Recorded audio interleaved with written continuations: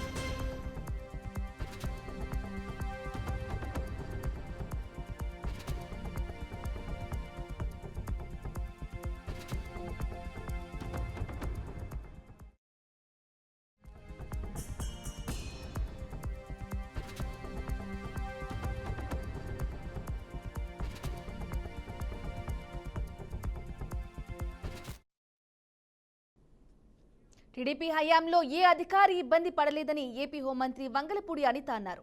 YCP అధికారంలో ఉన్నప్పుడు తప్పుడు పనులు చేయడం వల్లే అధికారులు ఇప్పుడు ఇబ్బందులు పడుతున్నారని పేర్కొన్నారు. గత వైసీపీ పాలనలో ప్రజా వ్యతిరేక కూల్చివేతతో విధ్వంసం మొదలుపెట్టారన్నారు. తమ పార్టీ నేతలందరిపైన తప్పుడు కేసులు పెట్టారని మండిపడ్డారు. టీడీపీ కార్యాలయాన్ని ధ్వంసం చేశారు. అలాగే మహిళలు అని చూడకుండా బెదిరింపులకు పాల్పడ్డారని గుర్తు చేశారు. ప్రజలు కూడా అర్థమయ్యే రీతిగా మాట్లాడారు కాబట్టి చెప్తున్నాను. ఈరోజు ఎంతమందిని ఇబ్బంది పెట్టారంటే అంకబాబు గారని ఒక ప్రెస్ రిపోర్టర్, ఆయన ఏదో మాట్లాడారని అతని వయసును కూడా పక్కన పెట్టి అర్ధరాత్రి వచ్చి సిఐడి ఆఫీసులో తీసుకెళ్లిన పరిస్థితి కనిపించలేదా? ఒక లేడీ అమరావతి మహిళ ఆవిడని కూడా తీసుకెళ్లి, ఆవిడకి 60+ ఇయర్స్, ఆవిడని కూడా సిఐడి ఆఫీస్కి అర్ధరాత్రి పూట వచ్చి నోటీసులు ఇచ్చి తీసుకెళ్లిన సందర్భం కనిపించలేదా? మా సోషల్ మీడియా యాక్టివిస్టులని సిఐడి అన్న పదాన్ని కంప్లీట్ గా కేవలం తెలుగుదేశం పార్టీ వాళ్ళని వేధించడానికి మాత్రమే ఉపయోగించిన మనిషి జగన్మోహన్ రెడ్డి. ఈవెన్ మీకు అందరికీ తెలుసు ఆ సిచ్యువేషన్ లో ఎలా అయిందో. ఒక సిఐడి ఆఫీసర్ నోటీస్ ఇవ్వాలి అని ఒక ఇంటికి వెళ్తే ట్యూబ్లైట్లు ఆపేసి గోడలు దూకి, ఏ రూల్లోని లేదండి. నేను ఈరోజు హోమ్ మినిస్టర్ గా పనిచేస్తున్నాను. ఏ రూల్లోని కూడా పోలీస్ ఆఫీసర్లు అలా వెళ్ళాలని. రాష్ట్రంలో కూటమి పాలనలో వ్యవస్థలన్నీ దిగజారుతున్నాయని మాజీ ముఖ్యమంత్రి వైఎస్ జగన్మోహన్ రెడ్డి ఆరోపించారు. కూటమి నేతలు దుష్ట సంప్రదాయాలకు తెరలేపుతున్నారని జగన్ ఆవేదన వ్యక్తం చేశారు. ముంబై నటి జత్వానిని వేధించారంటూ సీనియర్ ఐపీఎస్ అధికారి పిఎస్ఆర్ ఆంజనేయులను అరెస్టు చేయడంపై ఆయన ఘాటుగా స్పందించారు. రాష్ట్రంలో భయానక వాతావరణం సృష్టిస్తున్నారని అన్నారు. ప్రజా సమస్యలు, అన్యాయాలు, అక్రమాలు, అవినీతి ప్రజల్లోకి వెళ్లకుండా డైవర్షన్ చేస్తున్నారని విమర్శించారు. ఇక సీనియర్ ఐపీఎస్ అధికారి ఆంజనేయులను అరెస్టు చేయడం కూటమి కక్ష రాజకీయాలకు పరాకాష్ట అని తెలిపారు.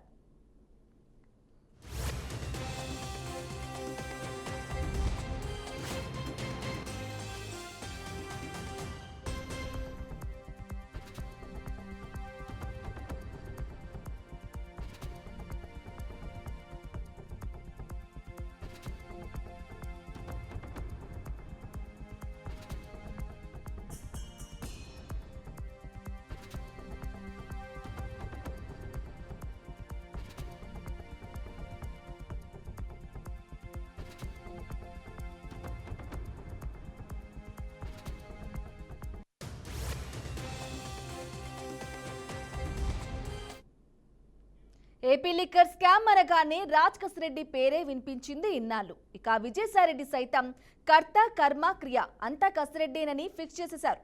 ఎట్టకేలకు కసిరెడ్డిని సిఐడి అరెస్టు చేయడంతో అసలు మద్యం దందా ఎలా జరిగిందనే మ్యాటర్ బయటకొచ్చేస్తుంది. ఇక విచారణలో ఆసక్తికర విషయాలు, కొత్త పేర్లు వెల్లబడుతున్నాయి. లిక్కర్ స్కామ్ లో కూడా ఇసుక మాఫియానే కీ రోల్ ప్లే చేసిందని తెలుస్తోంది. ఇంతవరకు ఎప్పుడూ వినిపించని బల్లం సుధీర్ అనే పేరు బయటకొచ్చింది. ఇక కసిరెడ్డి తర్వాత అతనే కీలక వ్యక్తి అని చెబుతున్నారు.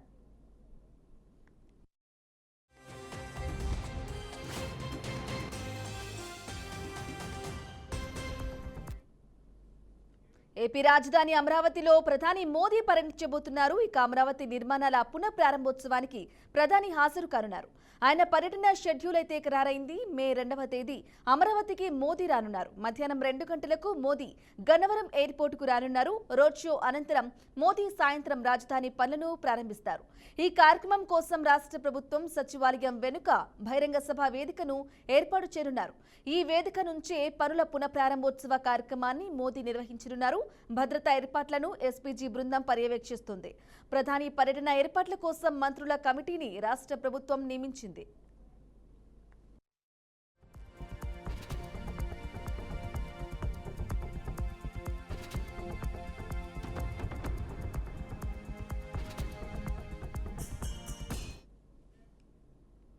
రైట్గా టాలీవుడ్ ఇండస్ట్రీలో సంచలనం చోటు చేసుకుంది. తాజాగా సూపర్ స్టార్ మహేష్ బాబుకు ఈడీ అధికారులు నోటీసులు జారీ చేశారు.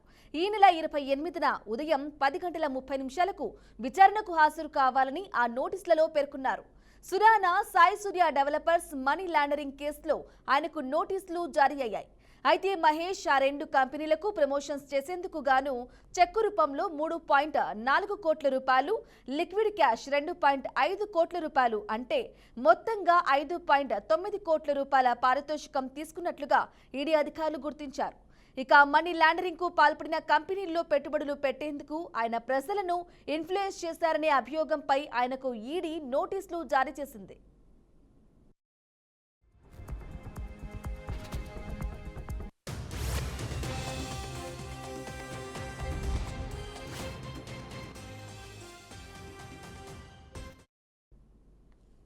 రైట్గా నేటితో తెలంగాణ సీఎం రేవంత్ జపాన్ పర్యటన ముగియనుంది. ఇక ఇవాళ జపాన్ పర్యటన కీలక ఒప్పందాలు ఉన్నాయి. హిరోషిమా పీస్ మెమోరియల్ సందర్శించిన రేవంత్ బృందం గాంధీ విగ్రహానికి పుష్పాంజలి ఘటించారు. Hiroshima vice governor assembly chairman తో సీఎం రేవంత్ రెడ్డి సమావేశమయ్యారు. జపాన్ ఇండియా చాప్టర్ తో బిజినెస్ లంచ్ నిర్వహించిన అనంతరం Hiroshima Institute of Technology, Mazda Motors ఫ్యాక్టరీని సందర్శించారు. ఒకాసాలోని కాన్సాయ్ ఇంటర్నేషనల్ ఎయిర్పోర్ట్ నుంచి తిరుగు ప్రయాణం కానున్నారు. కాగా రేపు ఉదయం హైదరాబాద్ చేరుకోనున్నారు రేవంత్.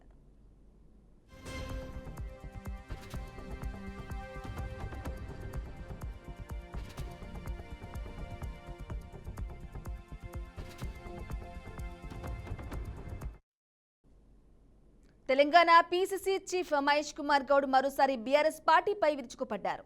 గాంధీ భవన్ లో మీడియా సమావేశం నిర్వహించిన మహేష్ కుమార్ గౌడ్ గులాబీ పార్టీపై నిప్పులు చెరిగారు. తెలంగాణలో బీఆర్ఎస్ పనైపోయిందని విమర్శించారు. ఇక ఆ పార్టీ తట్టాబుట్టా సర్దుకోవాల్సిందేనని ఎద్దేవా చేశారు. రాష్ట్రం జరుగుతున్న అన్ని ఎన్నికల్లో బీఆర్ఎస్ బీజేపీకి మద్దతు ఇస్తుందని దుయ్యబట్టారు. బీజేపీకి సపోర్ట్ చేస్తూ రాష్ట్రంలో గులాబీ పార్టీ ఆత్మహత్యకు పాల్పడుతోందని పేర్కొన్నారు. ఆ పార్టీ అధినేత ఫామ్ హౌస్ కే పరిమితం అయ్యారని, ఇక ఆ పార్టీ కోలుకోలేదని తెలిసి కేసీఆర్ ఏమీ చేయలేని స్థితిలో వెళ్లిపోయారని తెలిపారు. వచ్చే అసెంబ్లీ ఎన్నికల నాటికి తెలంగాణలో బీఆర్ఎస్ పార్టీ నామరూపాలు లేకుండా పోతుందని మహేష్ కుమార్ గౌడ్ తెలియజేశారు. జిల్లాకి ఏం చేశారో ప్రశాంత్ రెడ్డి గారు పోయిన శాసనసభ్యులు గతంలో ఉన్న శాసనం చెప్పగలరా? ఇది చేయకుండా ఇంకేదో చేశామని చెప్పుకునే మాయమాటలు చెప్తే ప్రజలు విశ్వసించరు. ఈ జిల్లాలో భరాసా పని అయిపోయింది. మాకు పరిపూర్ణమైన నమ్మకం ఉంది. మేము ఉచిత బస్సు మొదలుకొని సన్న బియ్యాల వరకు ఇచ్చినట్టు సంక్షేమ కార్యక్రమాలు ఈ దేశంలోనే అందరూ చర్చించుకునే సందర్భం ఇవాళ యావత్ దేశం తెలంగాణ. ఇక తెలంగాణ ఛత్తీస్గఢ్ సరిహద్దుల్లో అలజడి రేగింది. ములుగు జిల్లాలోని కచ్చగుట్టలను 2000 మంది భద్రతా బలగాలు చుట్టుముట్టాయి. తెలంగాణ ఛత్తీస్గఢ్ సరిహద్దుల్లో కర్రెగుట్టలు విస్తరించి ఉన్నాయి. కర్రెగుట్టల్లో భారీగా మావోయిస్టులు ఉన్నారన్న సమాచారంతో ఆపరేషన్ చేపట్టారు. బచావో కర్రెగుట్టలు పేరుతో ఆపరేషన్ నిర్వహిస్తున్నారు. ముఖ్యంగా మోస్ట్ వాంటెడ్ మావోయిస్ట్ హెడ్మా కోసం పోలీసులు దృష్టి సారించారు. అటు ఛత్తీస్గఢ్ నుంచి ఇటు తెలంగాణ వైపు నుంచి కర్రెగుట్టలను సిఆర్పీఎఫ్ బలగాలు చుట్టుముట్టాయి. ఇప్పటికీ కర్రెగుట్టల చుట్టూ భారీ పేలుడు పదార్థాలు పెట్టినట్లుగా ప్రకటించిన మావోయిస్టులు ఆ వైపు ఆదివాసీలు వెళ్లవద్దని హెచ్చరికలు జారీ చేశారు.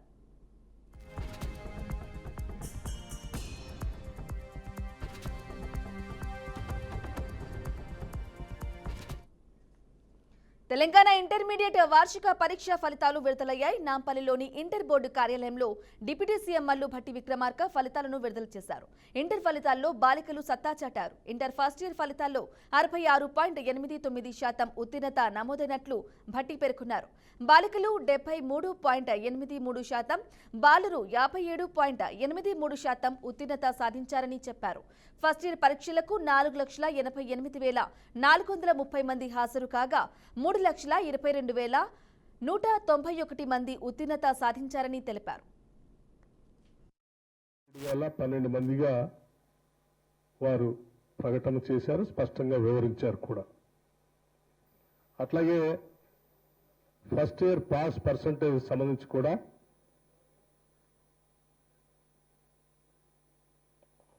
66.89%, సెకండ్ ఇయర్ పాస్ పర్సంటేజ్ 71.37%గా, అలాగే first year appeared 4,88,430 students. First year girls pass percentage 73.83%. కేవలం తెలంగాణ రాష్ట్ర ఏర్పాటు కోసం గులాబీ పార్టీ ఏర్పడిందని మాజీ ఎంపీ వినోద్ కుమార్ అన్నారు. 360 మంది విద్యార్థులను కాల్చి ఇనుప బూట్లతో తొక్కి తొలిదశ ఉద్యమాన్ని అణచివేశారని ఆయన తెలిపారు. తెలంగాణ ఏర్పడిన తరువాత కేసీఆర్ చేతిలో పెట్టారు కాబట్టి రాష్ట్రం అభివృద్ధి చెందిందన్నారు. ఇక రోడ్ల వెంట వరి ధాన్యం రాశులు పుష్కలంగా కనబడుతున్నాయంటే తెలంగాణ ఏర్పాటే కారణమని చెప్పారు. ఈ నెల 27న జరిగే బహిరంగ సభకు రావడానికి ప్రజలు స్వచ్ఛందంగా ముందుకు వస్తున్నారని బోయిన్పల్లి పేర్కొన్నారు. దిద్దవలసిన అవసరం ఉన్నది. ఒక రాష్ట్రం ఏర్పడాలంటే పార్లమెంట్లో బిల్లు ద్వారా రాష్ట్రాలు ఏర్పడతాయి. ఇది రాజ్యాంగంలో డాక్టర్ బిఆర్ అంబేద్కర్ గారు రచించినటువంటి రాజ్యాంగంలో ఆర్టికల్ 3లో చాలా స్పష్టంగా పార్లమెంట్లో బిల్లు పాస్ అయి రాష్ట్రం ఏర్పాటు చేసుకోవాలి. ఇవన్నీ 27 ఏప్రిల్ 2001 కంటే ముందు కేసీఆర్ గారు చాలామంది ఉద్యమకారులు, మిత్రులు, మేధావి వర్గంతో చర్చించి ఒక ఆలోచనకు వచ్చి కేవలము పార్లమెంట్లో బిల్లు పెట్టాలి, బిల్లు పాస్ కావాలి. 1969లో జరిగినటువంటి ప్రత్యేక తెలంగాణ రాష్ట్ర ఉద్యమంలో 360 మంది విద్యార్థులు ఆ రోజు బలిదానమైనరు. కాంగ్రెస్ పార్టీ శ్రీమతి ఇందిరాగాంధీ గారి నాయకత్వాన్ని అక్కడ, మరి ఇక్కడ బ్రహ్మాందరెడ్డి గారు ముఖ్యమంత్రి ఉండే కాల్చి ఇనుప బూట్లతోని అణిచేసారు. ఆ ఉద్యమాన్ని కాల్చేసారు. 360 మంది విద్యార్థులు కాల్చేసారు. మరి ప్రత్యేక రాష్ట్ర ఆకాంక్ష తెలంగాణ ప్రజల్లో ఉంది. నాడు మీకు అందరికీ తెలుసు, 2001లో నేను అప్పుడు వరంగల్ కోర్టులో న్యాయవాది, అప్పుడే హైకోర్టుకు షిఫ్ట్ అయినా. ఏ రోజు పేపర్ చూసినా ఏమవుపడేది మనకి, ఎక్కడో దగ్గర రైతుల ఆత్మహత్యలు, ఎక్కడో దగ్గర యువకుల్ని ఈ గుట్టలు తీసుకుపోయి నక్సలైట్ అని చెప్పి పోలీసులు కాల్చి చంపేయడం, అలజడి. రోజు పేపర్ చూస్తే అలజడి, ఎక్కడో దగ్గర రక్తపాతం తెలంగాణలో. ఎందుకు తెలంగాణకి గోస అంటే తెలంగాణకు రావాల్సినటువంటి నీళ్లు, తెలంగాణకు రావాల్సినటువంటి ఉద్యోగ అవకాశాలు, తెలంగాణలో ఖర్చు పెట్టవలసినటువంటి నిధులు, నియామకాలు, వీటిపైన కేసీఆర్ గారి నాయకత్వాన ఆనాడు మరి క్షుణ్ణంగా చాలా లోతుగా పరిశీలన చేసి ఒక రాష్ట్రం ఏర్పాటైతేనే సమస్యలు పరిష్కారం అవుతాయి అని చెప్పి ఒక ఆలోచనకు వచ్చి ఈ పార్టీని ఆ రోజు ఆరంభించారు. మిగిలిన డీటెయిల్స్ చూద్దాం. జమ్మూ కాశ్మీర్లో పర్యాటకులపై జరిగిన ఉగ్రదాడిలో మృతుల సంఖ్య పెరుగుతోంది. ఇక ఇప్పటి వరకు 27 మంది మృతి చెందినట్లు సమాచారం. పహల్గామ్లోని బైసరన్ వ్యాలీని చూసేందుకు వచ్చిన పర్యాటకులపై ఉగ్రవాదులు కాల్పులకు తెగబడ్డారు.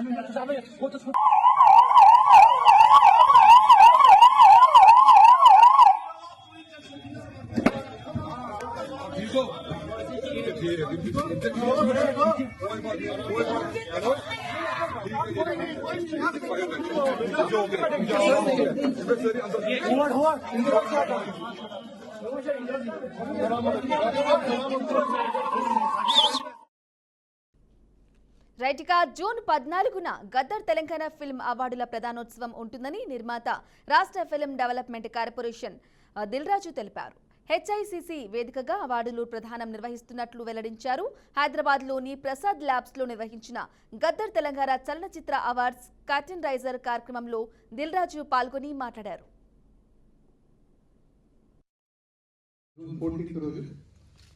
ఈ గద్దర్ తెలంగాణ ఫిలిం అవార్డ్స్ ని పెద్ద ఎత్తున చేయడానికి ప్లాన్ చేశాం. సో దానికి డిప్యూటీ సీఎం గారు బట్టి విక్రమార్క గారు, అలాగే ఫిల్మాటోగ్రఫీ మినిస్టర్ కోమటిరెడ్డి వెంకటరెడ్డి గారు, సో వాళ్ళ ఆధ్వర్యంలో స్టేట్ గవర్నమెంట్ సీఎం గారి ఇన్స్ట్రక్షన్ మీద చాలా గ్రాండియర్గా చేయాలని ప్లాన్ చేస్తున్నాం. సో దానికి ఈరోజు మొదటి రోజు. సో రాష్ట్ర ప్రభుత్వం ప్రతిష్టాత్మకంగా అమలు చేయనున్న భూభారతి చట్టాన్ని దుర్వినియోగం చేస్తే ఉపేక్షించేది లేదని రాష్ట్ర రెవెన్యూ శాఖ మంత్రి పొంగులేటి శ్రీనివాసరెడ్డి హెచ్చరించారు. వలిగొండ మండల కేంద్రంలో భూభారతి చట్టం 2025పై జరిగిన అవగాహన సదస్సులో ఆయన పాల్గొన్నారు. ఏదైనా చట్టం చేస్తే అది ప్రజలకు ఉపయోగపడాలి, కానీ భారం కాకూడదని మంత్రి అన్నారు. భూభారతి చట్టం అందరి ఆమోదయోగ్యంతో చేశామని మంత్రి తెలిపారు. సంక్షేమ కార్యక్రమాలతో పాటు ఆనాటి ప్రభుత్వం ఆలోచన రహితంగా ఏదైతే 2020 చట్టము ద్వారా ధరణిని తీసుకొచ్చిందో, ఆ ధరణితో సామాన్య ప్రజలకి ఎన్ని ఇబ్బందులు కష్టాలు ఆనాటి ప్రభుత్వ చలవతో వచ్చాయో వాటిని విముక్తి చేయటానికే మన ఇందిరమ్మ ప్రభుత్వంలో ఈ భూభారతి 2025 చట్టాన్ని తెచ్చుకున్నాం. గౌరవ కలెక్టర్ గారు, నా సహచర మిత్రులు ఇంతకు ముందు చాలా విషయాలు మీకు చెప్పారు. గౌరవ కలెక్టర్ గారు చట్టాన్ని గురించి, ఆ చట్టం మీకు చుట్టంలా ఎలా పనిచేస్తుందో గురించి, ధరణిని గురించి, ధరణితో పోల్చి ఈ భూభారత్ వల్ల మీకు వచ్చే లాభం గురించి చాలా వివరంగా చెప్పారు. ధరణిని గురించి 2-3 ముక్కల్లో చెప్తా. ఆనాడు 2020 చట్టం చేశామని చెప్పారు. ఏదైనా ఒక చట్టం చేస్తే అది ప్రజల కోరుకునే చట్టమై ఉండాలి, ప్రజలకు ఉపయోగకరమైనదై ఉండాలి, ప్రజలకు మేలు చేసిందై ఉండాలి, ప్రజలకి పూర్తిగా భద్రత కల్పించే చట్టమై ఉండాలి. కానీ ఆ చట్టాన్ని ఆనాటి ప్రభుత్వాలు అలా చేయలే. కేవలం వారి గొప్పతనం కోసం, వారి స్వార్థం కోసం, వారి లాభం కోసం 4 గోడల మధ్య నలుగురు వ్యక్తులు 4 రోజుల్లో చట్టాన్ని చేసి నువ్వు ఎట్లా చేస్తావో చావని బెనం మీద ఆనాడు రుద్దారు. ధరణిని అమలు చేసే నాడు కుంభమేళాను తలపించేలా రథచోత్సవ సభ జరగబోతుందని తలసాని శ్రీనివాస్ యాదవ్ అన్నారు. ప్రాంతీయ పార్టీ, ఉద్యమ పార్టీ 25 సంవత్సరాలు పూర్తి చేసుకుని సభను ఏర్పాటు చేసుకుంటున్నామని తెలిపారు. భారతదేశంలో ఎన్నో ప్రాంతీయ పార్టీలు ఉన్నప్పటికీ బీఆర్ఎస్ కు ప్రత్యేకత ఉందని చెప్పారు. ఒకే సంవత్సర కాలంలో ఇంత వ్యతిరేకత వచ్చిందంటే అది కాంగ్రెస్ కే అని అన్నారు. ఏ రైతులైతే మాకు స్థలం ఇచ్చారో ఏవైనా చిన్న ఆటంకాలు ఉంటే వారికి సభ తర్వాత పూర్తి చేస్తామని తెలిపారు. కాంగ్రెస్ ను ఎవరు ఓడించాల్సిన అవసరం లేదు, వారికి వారే భూస్థాపితం అవుతారని పేర్కొన్నారు. బహిరంగ సభ ఈ రాష్ట్రానికే కాకుండా దేశం కూడా అబ్బురపడే విధంగా ఈ యొక్క బహిరంగ సభ ఉంటుందని చెప్పి నేను ఈ సందర్భంగా తెలియజేస్తా ఉన్నా. ఒక ప్రాంతీయ పార్టీ, ఒక ఉద్యమ పార్టీ, తెలంగాణ సాధన కోసమే స్థాపించినటువంటి పార్టీ 25 సంవత్సరాలు పూర్తి చేసుకుంటున్నటువంటి శుభతరుణంలో మీకందరికీ తెలుసు, భారతదేశంలో అనేకమైనటువంటి రాజకీయ పార్టీలు ఉన్నప్పటికీ బీఆర్ఎస్ పార్టీకి ఉన్నటువంటి ప్రత్యేకతలు వేరు. ఇది ఓన్లీ తెలంగాణ సాధన కోసమే ఆవిర్భవించినటువంటి పార్టీ. 1969లో తెలంగాణ మూమెంట్ జరిగింది. మనందరికీ పత్రికలలో టీవీలలో విన్నదే తప్ప మనం చూసింది లేదు. బట్ ఆ రోజు ఉప్పెనలాగా ఎగిసినటువంటి ఉద్యమం. మరి ఆ ఉద్యమంలో 400 మంది అమరులైనటువంటిది కూడా చరిత్ర చెప్తుంది. ఆ తర్వాత 72లో మరి పార్లమెంట్ ఎన్నికలు జరిగితే 11 స్థానాలు గెలిచినటువంటి చరిత్ర. కానీ లాస్ట్కి వస్తే ఆ జాతీయ పార్టీల ముందు లొంగిపోయినటువంటి పరిస్థితులను మనం చూసినాం. ఆ తర్వాత మలి దశ ఉద్యమాన్ని కేసీఆర్ గారు నాయకత్వం వహించి 2001లో తెలంగాణ ఉద్యమాన్ని ప్రారంభించడమే కాకుండా, ఎందుకంటే తెలంగాణ ప్రాంతంలో నీళ్లు లేక, నిధులు లేక, కరెంటు లేక, సంక్షేమ కార్యక్రమాలు లేక, ఉద్యోగాలు లేక ఇబ్బంది పడుతున్నటువంటి సందర్భం. రైట్, ఇక హుజురాబాద్ ఎమ్మెల్యే పాడి కౌశిక్ రెడ్డిపై నాన్ బెయిలబుల్ కేసు అయితే నమోదైంది. ఎమ్మెల్యే పాడి కౌశిక్ రెడ్డి తన భర్త మనోజ్ రెడ్డిని బెదిరింపులకు గురి చేస్తున్నాడంటూ ఉమాదేవి అనే మహిళ హన్మకొండ సుబేదారి పోలీసులకు ఫిర్యాదు చేసింది. మరో 50 లక్షల రూపాయలు ఇవ్వాలని తన భర్తకు ఫోన్ చేసి బెదిరింపులకు పాల్పడినట్లుగా చెప్పింది. డబ్బులు చెల్లించకుంటే తన భర్తను అలాగే కుటుంబ సభ్యులను చంపేస్తామని ఎమ్మెల్యే బెదిరించినట్లు తెలిపింది. ఎమ్మెల్యేతో తమకు ప్రాణభయం ఉందని, తమకు రక్షణ కల్పించడంతో పాటు చట్టాన్ని తన చేతుల్లోకి తీసుకుని భయభ్రాంతులకు గురి చేస్తున్న ఎమ్మెల్యేపై చట్టపరమైన చర్యలు తీసుకోవాలని పోలీసులకు ఫిర్యాదు చేసింది.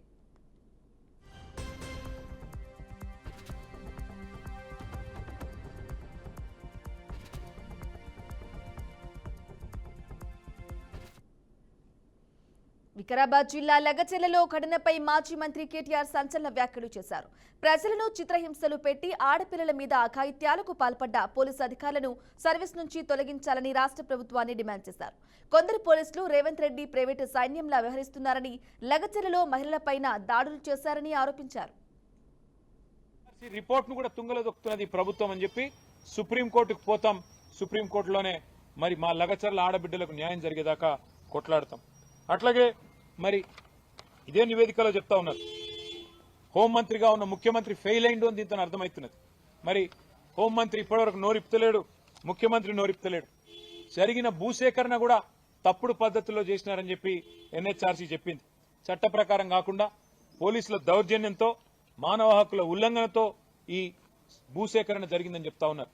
అందుకే నేను డిమాండ్ చేస్తా ఉన్నా, మీరు కనుక భూసేకరణ రద్దు చేయకపోతే. రైట్, ఇక భారత ప్రధానమంత్రి నరేంద్ర మోదీ సౌదీ అరేబియా పర్యటనకు వెళ్లారు. ఈ సందర్భంగా సౌదీ అరేబియా ప్రభుత్వం ఆయనకు అపూర్వ రీతిలో స్వాగతం పలికింది. ప్రధాని మోదీ ప్రయాణిస్తున్న విమానం సౌదీ అరేబియా గగనతలంలోకి ప్రవేశించగానే రాయల్ సౌదీ ఎయిర్ ఫోర్స్ కు చెందిన యుద్ధ విమానాలు దానిని అనుసరిస్తూ ప్రత్యేక గౌరవం అందించాయి. 2 రోజుల పర్యటన నిమిత్తం ప్రధాని మోదీ సౌదీ అరేబియా చేరుకున్నారు. ఈ పర్యటనలో ప్రధానంగా ఇంధనం, వాణిజ్యం, రక్షణ వంటి కీలక రంగాల్లో ఇరు దేశాల మధ్య సహకారాన్ని మరింత బలోపేతం చేయడంపై దృష్టి సారించనున్నారు.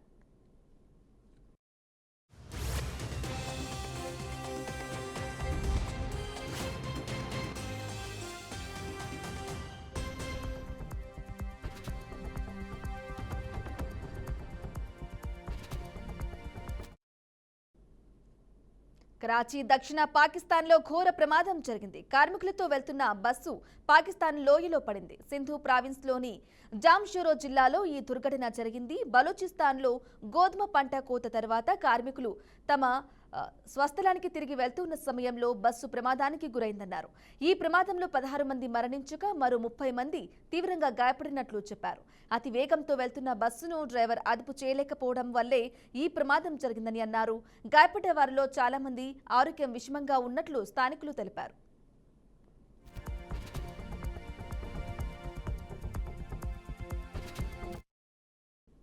రైట్ ఇక అంతర్జాతీయ వాణిజ్యంలో సుంకాలతో సంబంధం లేకుండా ఇతర రూపాలలో అమెరికాను మోసం చేస్తే తమ మధ్య సంబంధాలు దెబ్బతినగలవని అమెరికా అధ్యక్షుడు డొనాల్డ్ ట్రంప్ హెచ్చరికలు జారీ చేశారు.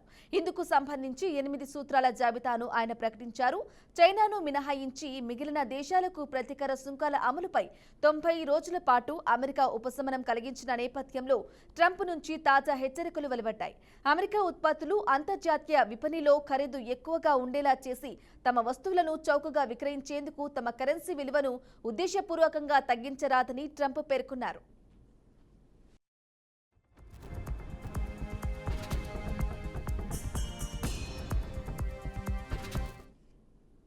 రైట్ ఇక రాష్ట్రంలో పలు చోట్ల ఎండలు దంచుకొడుతుంటే మరికొన్ని చోట్ల వానలు పడుతున్నాయి.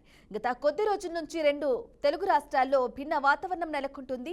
ఇటీవల ఆంధ్రప్రదేశ్లోని పలు జిల్లాల్లో కురిసిన అకాల వర్షాలతో పంటలు తీవ్రంగా దెబ్బతిన్నాయి. ఇక చేతికి అందివంచిన పంట నాశనం కావడంతో రైతులు ఆవేదన వ్యక్తం చేస్తున్నారు. మరో 4 రోజుల పాటు ఇదే పరిస్థితి ఉండే అవకాశం ఉందని వాతావరణ శాఖ హెచ్చరికలు జారీ చేసింది. అకాల వర్షాలు వడగండ్ల వాన కురుస్తుందని వాతావరణ శాఖ ప్రజలను అలర్ట్ చేసింది. నేడు తెలుగు రాష్ట్రాల్లోని పలు ప్రాంతాల్లో గాలి వాన బీభత్సం సృష్టించింది. పాడేరు ఏజెన్సీలో పలు చోట్ల భారీ వర్షం కురిసింది. ఇక పాడేరు, చింతపల్లిలో వడగళ్ల వాన కురుస్తోంది.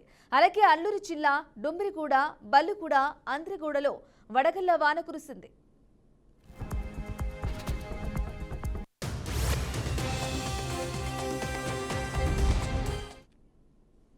రైట్ ఇక ఇవి updates. Keep watching BRK news Telugu సత్తా.